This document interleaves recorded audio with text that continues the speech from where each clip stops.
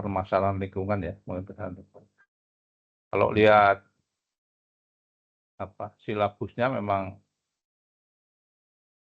terlalu ini ya, coba kita lihat silabus.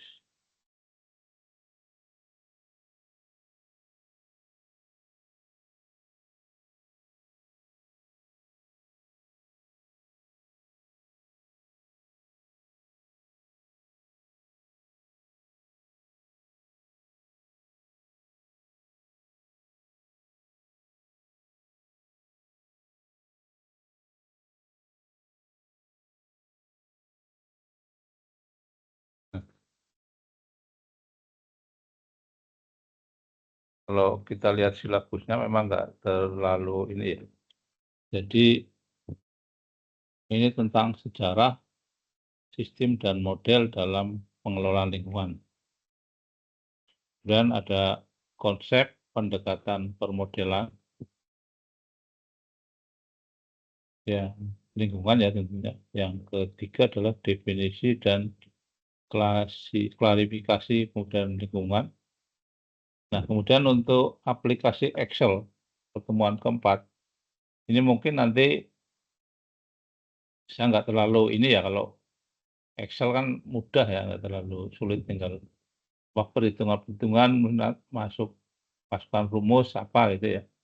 Nah, saya akan sedikit menceritakan beberapa model yang mungkin lebih ke penggunaan dari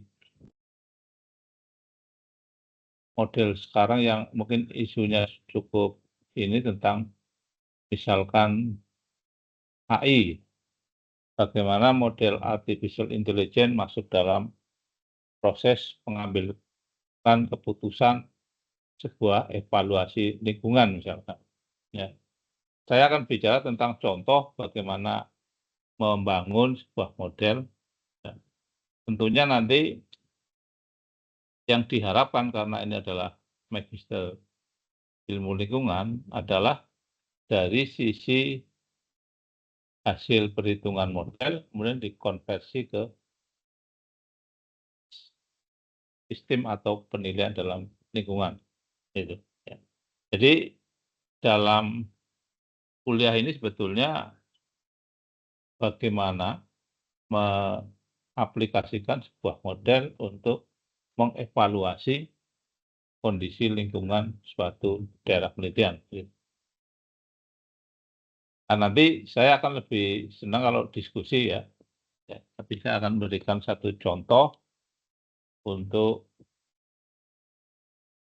satu kasus ya nanti. Nah, ini beberapa pertemuan yang saya akan ikuti, tapi ada beberapa yang mungkin nanti akan saya ganti kalau mungkin nggak terlalu sekarang ya, sudah agak ketinggalan lah istilahnya. Karena beberapa kali saya menguji di doktor ilmu lingkungan juga sudah cukup maju untuk aplikasi model. Ada salah satunya kemarin saya menguji tentang evaluasi air bersih, ya. Memang di situ mengkombinasikan antara IoT, ada sensor-sensor yang dipasang di satu, dan lokasi penelitian waktu itu sungai. Kemudian dari sensor yang dipasang, kemudian dia akan dikirim melalui jaringan internet, masuk ke suatu lokasi, di mana di situ sudah tersambung dengan komputer. Dan ada model untuk menghitung, dan itu lebih ke real time. Ada beberapa.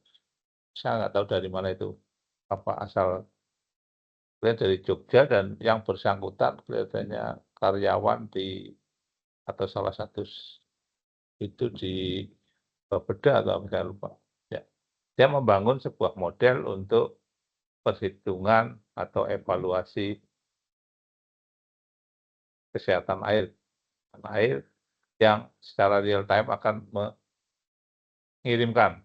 Dan ada beberapa variabel yang diukur, ada pH, kemudian suhu, dan beberapa variabel yang menyatakan bahwa variabel itu menentukan kesehatan air. aplikasi itu sebetulnya digunakan karena, beberapa PDAM itu menggunakan ada yang menggunakan air sungai ya, air sungai. Nah, tentunya monitoring sebuah aliran air itu sangat penting untuk ini. Nah, itu nanti larinya adalah ke sana, ya. Salah satunya itu. Dan sebelum ke sana sebetulnya saya akan sedikit menjelaskan lebih umum dulu, sebetulnya apa itu model dalam sebuah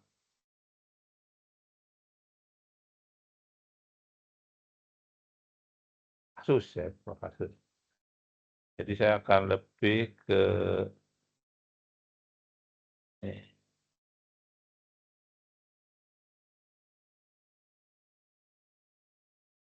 eh,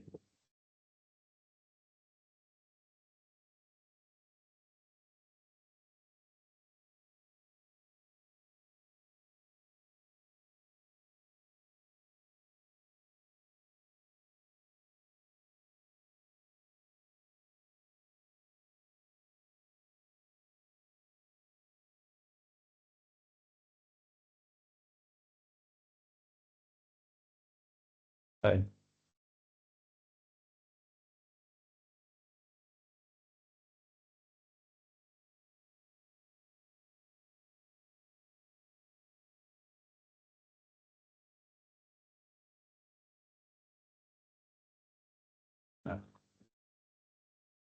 nah, jadi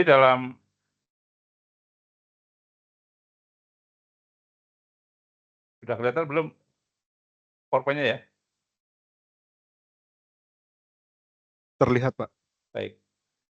Kalau kita bicara permodelan secara umum ya, secara umum, itu ada namanya istilahnya ada model dan simulasi ya. Mungkin Bapak Ibu sudah bisa membedakan ya.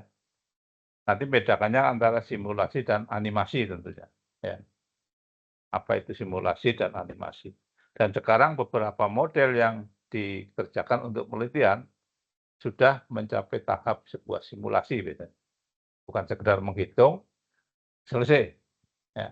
Nanti ada simulasi bahwa di situ hasil perhitungannya diaplikasikan pada sebuah kasus apa. Ya, tentunya contoh yang kemarin itu juga sama. Jadi dia akan mensimulasikan mulai dari hulu ke hilir, karena yang dipasang sensor adalah dari hulu dan hilir. Dan di tengah-tengah, di tengah-tengah itu nanti kondisi dari masing-masing itu akan dibaca atau dilaporkan secara real time. Nah, kemudian diuji kira-kira dari aliran itu informasi dari sebuah air itu masih sehat atau tidak. Itu yang dilakukan. Nah, kalau kita lebih ke sini adalah model suatu representasi sederhana dari sebuah sistem atau proses atau teori, dan itu bukan sistem itu sendiri. Ya. Jadi ini kalau nanti dikenakan pada kasus lingkungan, tentunya sistem di sini adalah sistem dari sebuah lingkungan, ya. Kondisi atau suatu kejadian. Kalau bicara kondisi bisa jadi ada anomali atau memang ada proses yang harus dilakukan pengevaluasian secara terus-menerus misalnya. Dan kedua, tidak harus memiliki seluruh atribut, ya. Bisa disederhanakan, kemudian dikontrol dengan suatu apa, digeneralisasi atau diidealkan, gitu. Jadi model itu sebetulnya untuk mempermudah pada saat kita menangani suatu kasus, gitu. Tentunya nanti pada saat model itu dipakai pada kondisi real, datanya ya harus data yang real dari posisi di mana kita meneliti pada suatu kasus. Nah, satu yang harus dilakukan kalau kita menghitung dengan sebuah model, ini harus ada validasi. Ini wajib. wajib ya. Karena untuk melihat model yang kita bangun, apakah sudah valid atau belum. Nah, biasanya memang untuk validasi ada yang menggunakan standar pengukuran. Kalau dalam lingkungan mungkin ada standar sebuah lingkungan, misalnya tadi kita akan mengukur kesehatan sebuah air misalnya. Nah, itu mesti ada standar-standar ambang batas yang diperbolehkan, misalkan sebuah air di sungai pH-nya sekian, terukur sekian, apakah sudah melebihi ambang batas atau belum. Kemudian suhu sekian. Nah, tentunya itu sudah ada di apa, di instansi terkait yang memang secara ini mengeluarkan standar-standar baku dari suatu pengukuran lingkungan, ya. Nah, kemudian kita kalau bicara simulasi, ya, ini bedanya simulasi dan animasi nanti saya bedakan lebih ini. Tapi kita bicara simulasi adalah peniruan operasi menurut waktu sebuah proses atau sistem di dunia nyata. Misalkan contoh, kita ingin menghitung tumpahan minyak pada laut. Ini juga ada proses evaluasi lingkungan di situ. Misalkan ada sebuah kapal tanker, kemudian dia menumpahkan sebuah minyak ya, bocor misalkan, bocor, kemudian bagaimana mensimulasikan bahwa tumpahan minyak ini akan dalam waktu berapa jam, hari, sampai seberapa luas yang akan terdampak. Ini bicara polutan ya, karena di sini asumsinya adalah memang bahwa minyak akan ada di atas air. Tentunya nanti pada saat kita bisa menghitung luasan terdampak, ada dua hal. Pertama, bagaimana meminimalisir atau mencoba mencari solusi supaya tidak melebar. Satu. Kedua, mungkin dari segi lingkungan bisa menghitung kira-kira terdampak di dalam terdampak sebagaimana, karena nanti bisa menghitung mungkin tingkat kekentalan atau ketebalan dari minyak yang ada di permukaan. Contohnya ya. Nah, itu yang nanti bisa kita modelkan, bisa kita simulasikan secara matematik istilahnya. Kita bisa menghitung. Nah, hasil perhitungan model itu tentunya nanti harus divalidasi dengan pengukuran di lokasi realnya. Tentunya sekarang kan sudah banyak sekali foto-foto satelit yang mungkin bisa lebih resolusinya tinggi, bisa lebih ini luasan yang terdampak kemudian bisa menghitung secara ini. Nah, sebetulnya yang dilakukan sebuah permodelan simulasi adalah upaya melakukan pendekatan terhadap sistem yang nyata dengan menggunakan model. Nah, ya. Nah, kalau sistem ini kalau ini kan masih secara umum. Jadi sistem ini kalau pemodelan lingkungan yaitu sistem dari sebuah kondisi lingkungan di sini. Ya. Kalau ini berarti simulasi adalah upaya melakukan pendekatan terhadap kondisi lingkungan yang nyata dengan pendekatan model simulasi. Dapat dilakukan secara manual maupun dengan bantuan komputer. Nah, kalau manual tadi kita menghitung luasan mungkin dengan Bapak Ibu mungkin pernah ini different ya kalau saya nggak tahu apakah dulu pernah mendapat numerik, kalau belum ya anggaplah kenal dulu bahwa dengan perhitungan numerik nanti kita bisa membuat sebuah simulasi dengan bantuan komputer. Nanti kita akan menghitung luasan terdampak. Nah, di situ tentunya ada parameter yang dimasukkan, misalkan arah angin, kemudian gerakan gelombang yang di bawah, kemudian apa, salinitas yang nanti ada reaksi antara air dengan minyak. Nah itu, kalau itu sebuah pemodelan bisa dilakukan perhitungan semendetail itu. Nah, fungsi dari simulasi dan model digunakan sebagai gambaran karakteristik suatu sistem dari model yang telah dikembangkan. Nah, ini dengan harapan bahwa sebuah model itu akan lebih cepat bisa memperkirakan dari dampak polutan tersebut. Itu fungsi dari model. Nah, kemudian keuntungan menggunakan model jelas, satu, hemat biaya, hemat waktu, fokus pada karakteristik yang penting, atau simplifikasi sesuatu yang terlalu detail dan rumit. Ya. Kemudian mudah melakukan perubahan, update, revisi, ataupun penambahan fitur, fungsi, dan peranan.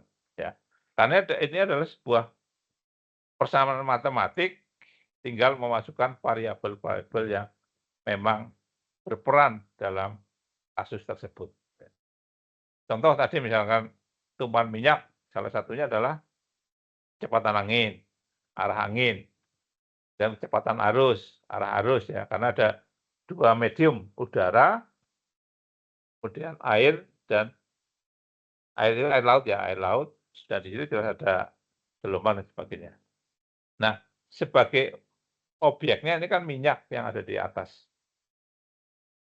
air dan ada di udara. Nah, itu yang nanti bahwa ini mudah melakukan perubahan, update, revisi, ataupun penambahan fitur, fungsi, dan peranan.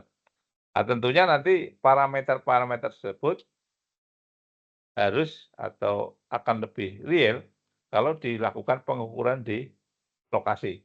Ya, di lokasi. Nah, untuk data kan saya kira nggak terlalu sulit ya, data karena sekarang sudah banyak alat ukur yang bisa secara tidak langsung dia langsung ukur, nah, nanti diinputkan ke model yang kita bangun. Sekarang lebih mudah untuk model-model yang real karena ada sensor, ada apa yang banyak sekali, dan itu sangat mendukung. Ya. Kalau kebetulan saya kan di program Doktor Sistem Informasi, ya. Jadi banyak sekali model-model yang dilakukan sekarang adalah kombinasi antara model atau antara algoritma tertentu yang kombinasikan dengan IoT. Jadi IoT lebih banyak ke sensor. Ya. Jadi sensor itu yang membaca data real, kemudian di-link-kan dengan algoritma yang akan jadi nanti keluarannya akan lebih real pada kasus yang akan kita teliti. Nah, kemudian mengapa melakukan simulasi? Ya. Ini contohnya memang bukan saya ceritakan, tapi adalah misalkan pada pilot pada saat akan belajar menerbangkan sesuatu, dia akan melakukan simulasi di ruang simulator misalnya. Pendekatan trial and error itu mahal. Jadi kalau langsung dengan menerbangkan pesawat dan di situ cuma melakukan simulasi jelas mahal dan biayanya sangat tinggi. Nah, ini yang dilakukan simulasi adalah menghabiskan waktu dan mengganggu tentunya. Nah, yang dilakukan adalah dengan mensimulasikan satu keadaan anomali tertentu pada komputer, kemudian si pilot akan bagaimana cara mencari solusi pada saat ada anomali, misalnya cuaca. Seperti sekarang mungkin lebih banyak misalkan ada turbulence. Ya. Ada beberapa penelitian yang mengatakan bahwa itu adalah akibat dari perubahan iklim. Nah, turbulence sendiri kan banyak ragam penyebabnya, bisa dari cloud konvektif atau awan konvektif, bisa juga dari media atau medium atmosfer. Jadi kalau kita bicara, kebetulan saya penelitiannya di situ ya, untuk apa, perhitungan mengenai turbulence, ya. Ada turbulen di bawah yang di bandara, itu akan mengganggu proses landing atau proses terbang. Kemudian ada yang di atas, pada saat pesawat itu terbang, tahu-tahu ada turbulen yang kemarin di yang baru-baru ini, apa, Singapura Airlines katanya, Singapura Airlines itu mengalami turbulen yang sangat hebat di atas. Nah, itu adalah namanya clear air turbulence. Jadi turbulen pada udara cerah. Yang paling sulit adalah itu. Karena si radar ini belum bisa mendeteksi. Karena nggak di di depannya itu tidak ada gangguan apa-apa. Gitu. Tapi karena kondisi atmosfer tertentu yang tiba-tiba berubah, itu yang biasanya masuk dalam grup atau dalam kelompok CAT namanya, Clear Air Turbulence. Ini yang kadang sangat sulit diantisipasi oleh pilot. Karena radar cuaca yang ada di ini kadang nggak mendetek. Nah, tapi kalau turbulen karena cloud, karena awan, itu jelas. Jadi kadang dari radar sudah bisa mendeteksi kira-kira ini awan aman ditembus atau tidak. Kalau tidak tentunya pilot akan mencari posisi-posisi yang karena sudah dihitung biasanya kalau dengan radar awan bisa dihitung volume, ketinggian, dan kira-kira arus yang ada di dalam arus angin yang ada di awan CB itu berapa besar, itu beberapa simulasi radar sudah bisa mendeteksi sebelum masuk ke dalam. Itu ada peringatan biasanya, alert dari sebuah alatnya. Nah, biasanya itu dilakukan dengan simulasi dulu di bandara untuk mempelajari hal-hal yang. Nah, ini fungsi dari simulasi. Nah, mengapa melakukan simulasi? Misalkan ini ada flight simulator. Ini adalah untuk meminimalisasi risiko kerugian yang besar dan kesalahan yang fatal dalam kehidupan nyata. Nah, kalau simulasi kan dikasih gangguan apa saja nggak masalah, namanya simulasi. Simulasi tinggal bagaimana cara mengantisipasi lah, itu tentunya pada saat simulasi itulah ya, para pilot akan mencari jawaban di situ. Kemudian aplikasi lain misalkan produksi dan transportasi minyak, ya. Mengetahui perilaku produksi dan aliran minyak, misalkan ini salah satu. Jadi banyak sekali model-model yang bisa dipakai untuk simulasi yang mungkin khususnya adalah di permasalahan lingkungan. Nah, mengapa dilakukan simulasi? Satu adalah menyediakan metode analisis, meramalkan kinerja sistem, mendukung pengambilan keputusan, prediksi harga saham contohnya. Terhindar dari risiko menggunakan cara try and see it, menghilangkan faktor emosi atau kira-kira dari pengambilan keputusan dengan menyediakan bukti objektif. Ini contoh ya, saya akan ke PowerPoint yang lain. Misalkan ada contoh. Nah,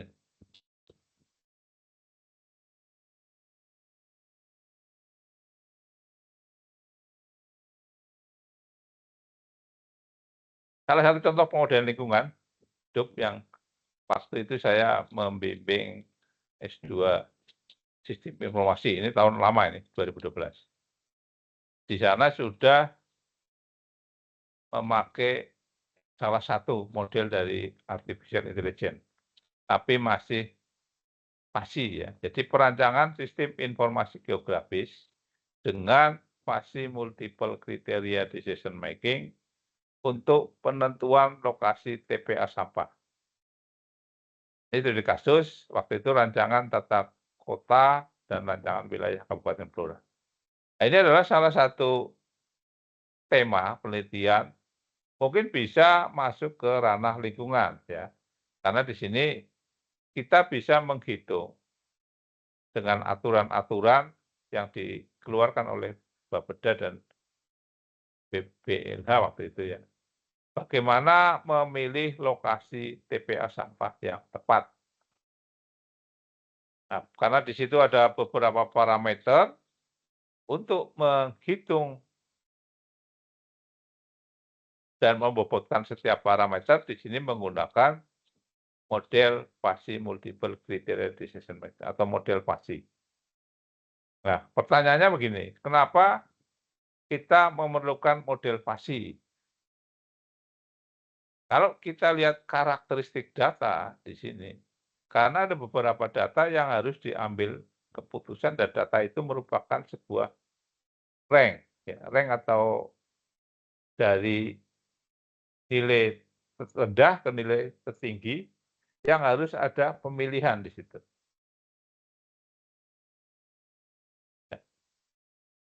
Nah, ini adalah salah satu contoh model penerapan dari model pengambil keputusan atau SPK yang waktu itu masuk dalam jajaran AI. Sebetulnya artificial intelligence dari dulu sudah ada, ya. Yang sekarang lebih dikembangkan, ada namanya machine learning dan deep learning, ya. Itu adalah untuk mengantisipasi karena jumlah data sekarang sama dulu ada perkembangan, ya. Kalau dulu mungkin datanya masih dalam level data kecil atau kalau sekarang ada namanya big data, ya. Big data yang datanya mungkin ada beberapa standar untuk masuk dalam big data ini sekian. Nah, kalau itu big data dilakukan perhitungan dengan model-model yang lampau, itu pasti error-nya banyak, ya. Karena tidak bisa mengikuti atau mengantisipasi kalau data itu terlalu banyak, kemudian ada perhitungan yang kalau dalam modelnya ada iterasi yang terlalu banyak. Nah, maka kemudian dilakukan pengembangan. Sebenarnya pengembangan yang dilakukan adalah dengan mengembangkan model matematik, ya. Nanti ada masuk ke machine learning, kalau datanya nggak terlalu besar, tapi kalau kecil, datanya besar sekali, itu masuk ke deep learning. Nah, contoh ini contoh ya, ini contoh latar belakangnya sama di Flora, kita lihat, dan mungkin ini kejadian mungkin di mana-mana ya. Kasus sampah itu saya kira banyak yang, apa ya, banyak anomali, banyak permasalahan, yang mungkin sampai sekarang juga masih banyak yang meneliti tentang ini. Saya tidak akan terlalu dalam di sini. Ya, manfaat, batasan malas, ini jelas kalau sebuah penelitian ada batasan masalah, ya. Karena kita nggak mungkin melakukan sesuai ini, karena tentunya untuk studi tesis, disertasi kan ada batas studi yang harus diikuti, ya.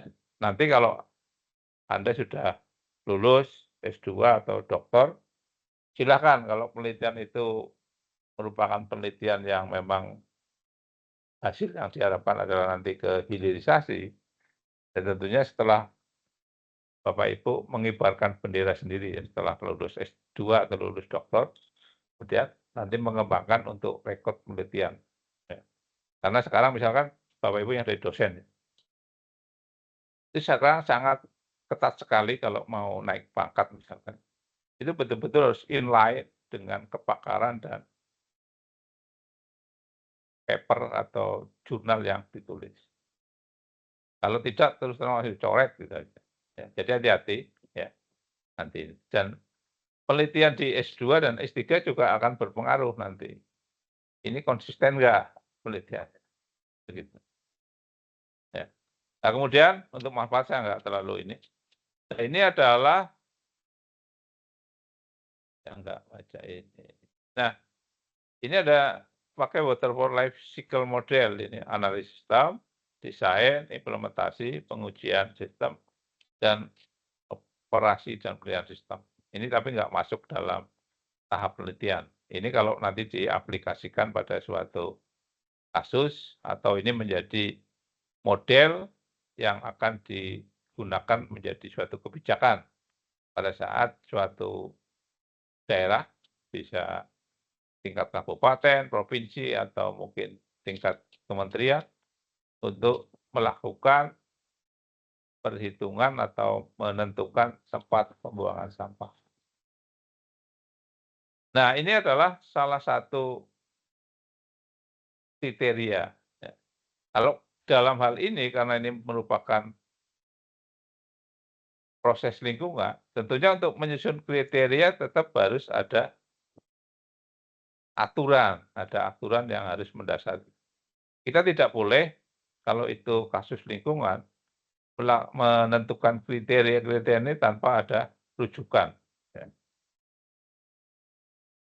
Nah, ini ada beberapa parameter analisis kriteria yang merujuk pada sebuah aturan. Nah, untuk umum jelas kita harus memasukkan batas administrasi, ya, karena kriteria sampah itu nanti kalau dalam lingkungan kan harus jauh dari pemukiman, kemudian tidak akan mengganggu pada saat perjalanan ini. Nah, itu secara teoritis itu nanti di sini ya. Tapi untuk kasus model tentunya kita nggak bisa masuk masalah politis, itu sangat sulit. Dan model itu biasanya akan sangat rentan kalau itu variabel politis dimasukkan. Nah, walaupun dari hasil perhitungan ini, nanti mungkin menjadi second opinion ya, karena penentuan tempat TPA itu banyak sekali variabel yang di luar aturan-aturan itu kadang.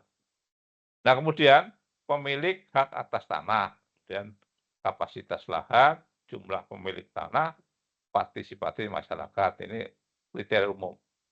Kemudian untuk kriteria fisiknya, ini adalah tanah di atas muka air tanah.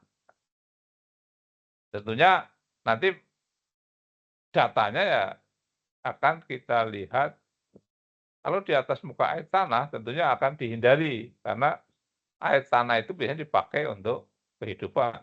Nanti perembesan dari racun-racun sampah itu akan berpengaruh kalau itu dilakukan.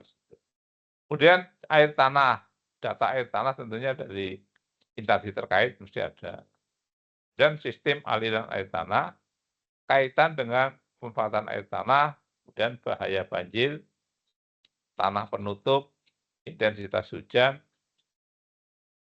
jalan menuju lokasi, transport sampah, ini satu jalan, jalan masuk, lalu lintas, tata guna tanah, pertanian, daerah lindung atau cagar alam, biologi, kebisingan dan bau, dan estetika. Nah, ini harus betul-betul diperhatikan ini, ya, pada saat kita akan memilih lokasi tanah. Data variabel ini dari mana? Tentunya ada aturan di BLH, ya, hal-hal tersebut. Contoh misalkan estetika, tentunya TPA ya tidak boleh yang tadinya mengganggu estetika yang sudah ada. Kemudian pertanian, lahan pertanian tentunya ya nggak boleh untuk ini ya. Kemudian intensitas hujan, tentunya daerah itu kalau bisa curah hujannya kecil, karena akan bisa longsor atau bisa banjir.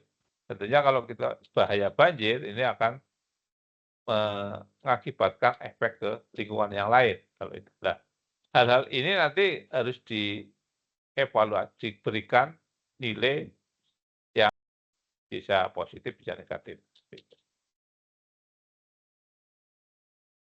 Nah, kemudian hasil sistem di sini jelas ada GIS, pengumpulan data, kemudian konversi ke peta raster ukuran grid yang seragam. Ini saya kira teknis saja nanti ya, menggunakan raster untuk perhitungan. Ini kebetulan pakai ArcView untuk GIS-nya. Ini Bapak Ibu bisa pakai Mapinfo atau yang lain, bisa pakai GIS juga ada. Terserah. Jadi pada saat kita ingin meng-view-kan sebuah GIS, banyak sekali model-model yang bisa. Kemudian overlay raster untuk menghasilkan lokasi yang sesuai berdasarkan kriteria yang diterapkan. identifikasi calon lokasi. Nah, ini contoh. Tahap 2 adalah pemilihan kandidat lokasi siapa. Di sini tentunya penilaian berdasarkan kriteria yang tadi. Ini kita masukkan pada kelompok 1 sampai kelompok N. Kemudian ada preferensi peringkat menggunakan nilai-nilai pasti. Nah, ini yang nanti model ini akan dipilih dengan model pasti. Ya, seperti kriteria pasti saya kira enggak usah. Nah, ini contoh dari model-model itu. Sebetulnya yang akan saya ini adalah hasilnya langsung aja, ini enggak usah, ini kalau ada, nah ini adalah hasil pengujian sistem informasi menggunakan. Nah, tentunya satu adalah jumlah lokasi yang akan kita pilih. Kalau itu satu kabupaten, ini kebetulan di Blora ada 16 kecamatan. Banjarrejo sampai ini. Kemudian dua-dua kriteria penentuan lokasi TPI sampah yang diambil dari aturan SNI 94 pengambilan keputusan, yaitu satu dari batas administrasi sampai estetika tadi. Ini dimasukkan pada pemodelan seperti ini.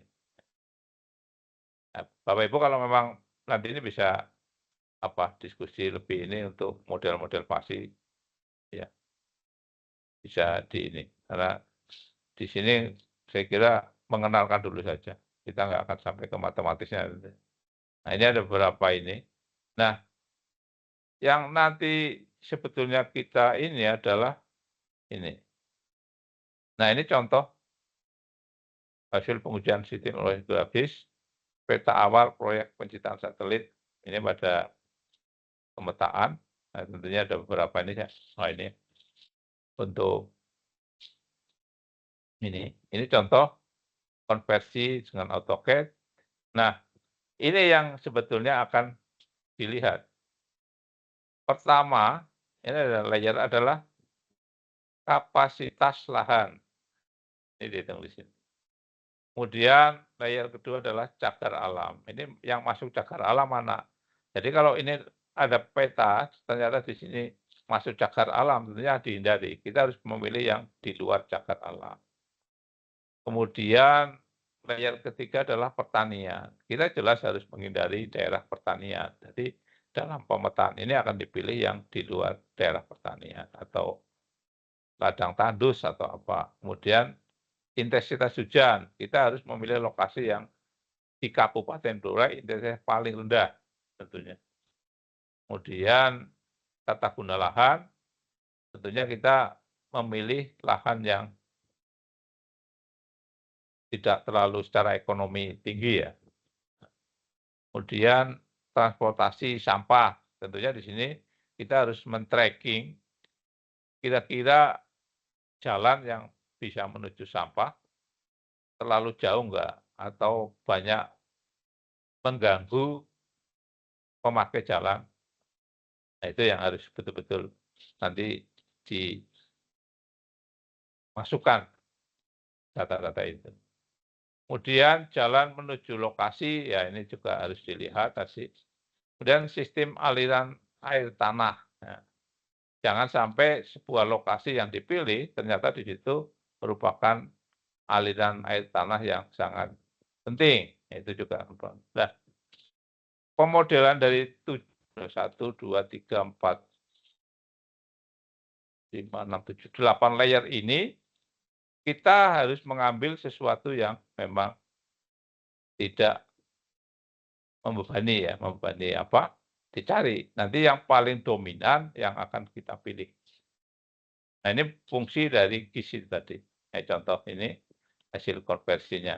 Nah, jadi ini contoh dari sebuah pemodelan lingkungan yang kebetulan adalah temanya untuk pemilihan lokasi. Nah, ini contoh ya. Saya kira ini. Kemudian kalau kita masuk ke tadi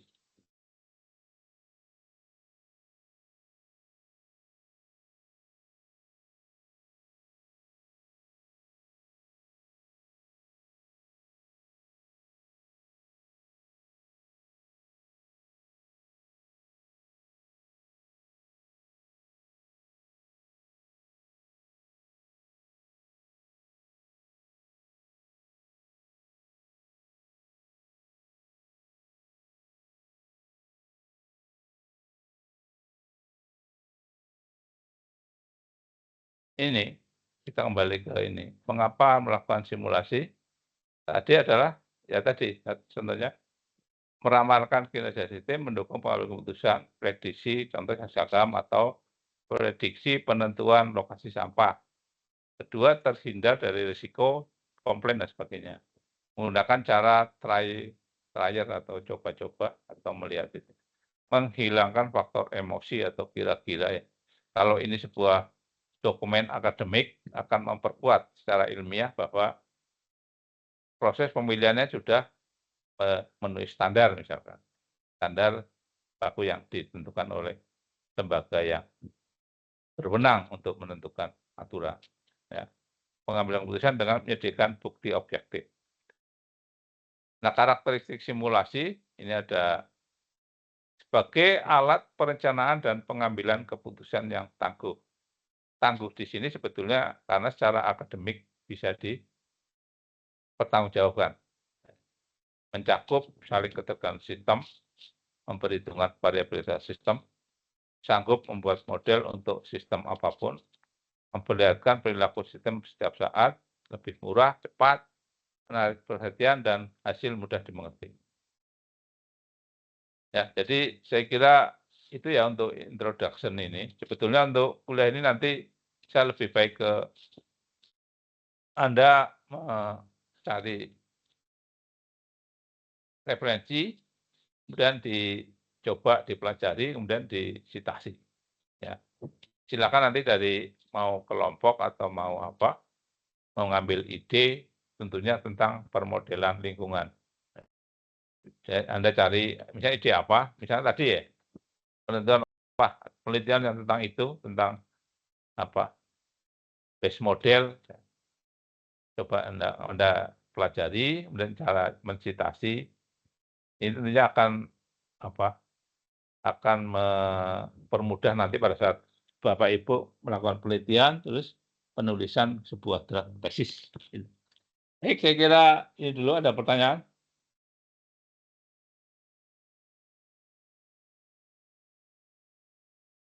Baik, kalau tidak ada pertanyaan, saya akhiri untuk pertemuan hari ini. Selamat malam. Selamat malam. Selamat malam, Pak.